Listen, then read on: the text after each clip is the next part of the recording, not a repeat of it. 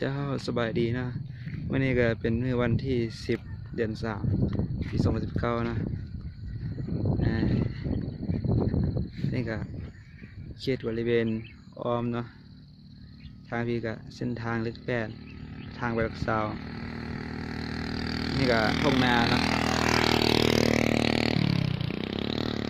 บริเวณอ้อมข้างก็จะเป็นอันนี้นี่ก็หน้าเคลื่อนเนาะน้ำก็น่าจะหลายพอสมควร